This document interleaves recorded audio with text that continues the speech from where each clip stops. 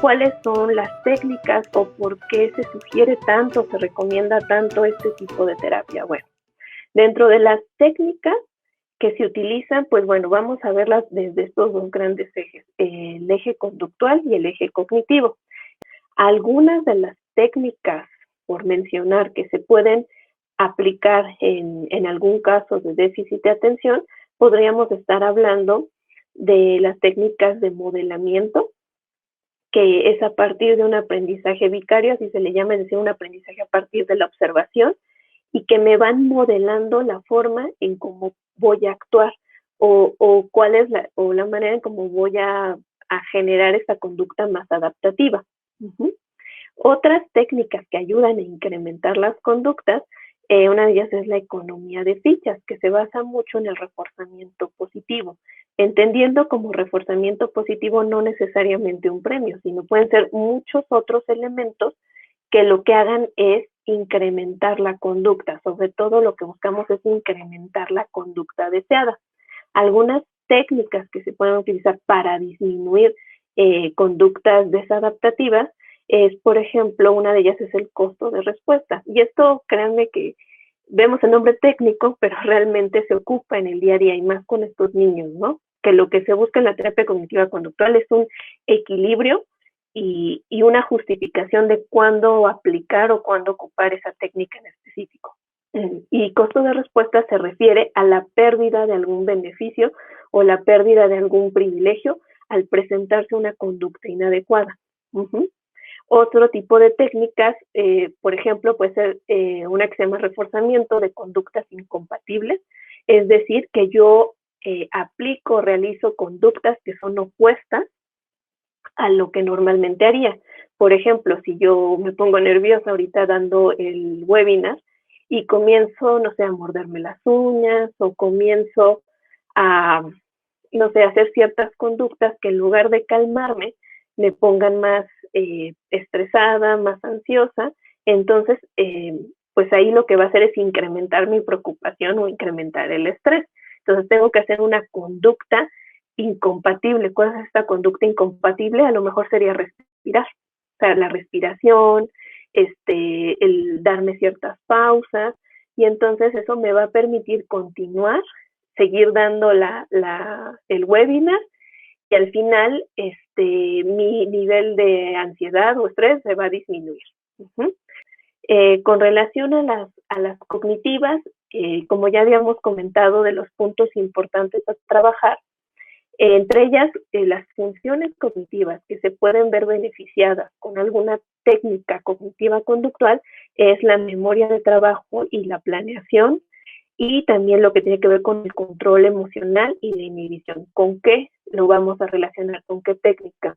La memoria de trabajo y la planeación está muy ligada a las autoinstrucciones, que es una técnica como tal.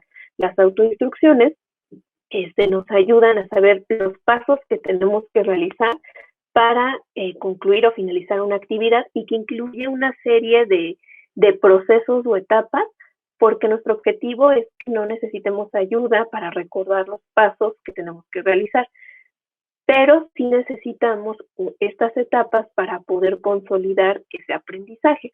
Es lo que pasa mucho en el déficit de atención, no hay un lenguaje interno, el lenguaje interno nos regula, ese es el lenguaje que nos, es como decir, nos decimos a nosotros mismos lo que tenemos que hacer.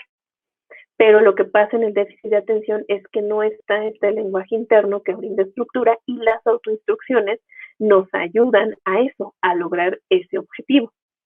En cuanto al control emocional, pues aquí tenemos justamente una técnica específica que nos puede ayudar al manejo de las emociones y la inhibición, que es justamente todas las técnicas relacionadas con el autocontrol. Entre ellas, pues podemos encontrar el famoso semáforo, que viene dividido en 3 colores: paro, pienso y actúo, o paro, respiro y pienso en la mejor solución. Esa es una técnica, una estrategia de autocontrol. También podemos ver lo que son los termómetros de las emociones, que también son un auxiliar muy importante, sobre todo porque visualmente nos ayudan a identificar nuestro estado emocional y la intensidad con la que experimentamos esa emoción. Después, ¿cuál sería el segundo paso? Ok, si me siento de esta manera y mi emoción está en cierto grado de intensidad, ¿cómo puedo actuar? ¿O qué debería de hacer cada vez que se presenta esa emoción en esa intensidad? Ese sería el objetivo de las técnicas cognitivas conductuales para la inhibición y el autocontrol. Es importante mencionar que muchas de estas técnicas aplican tanto para niños como para adolescentes, como para adultos. Obviamente lo que va cambiando es la manera en cómo se va a implementar. Entonces, por eso es que en el proyecto DA pues estamos con esta parte de la capacitación y en específico pues hacemos énfasis pues en aquellas terapias que están basadas en evidencia y que tienen un impacto positivo y que tanto en la formación profesional ayuda a tener más certeza de qué hacer y cómo hacerlo, y por otra parte, en el caso de los papás, pues saber justamente cuál es la mejor opción para mi hijo para mi hijo o en maestros para mi alumno, o alguna referencia o alguna sugerencia que pueda dar. Les digo, muchas de estas técnicas se ocupan igual para adultos y para adolescentes, pero bueno, dependerá también cómo aplicarlo de acuerdo a la etapa del desarrollo.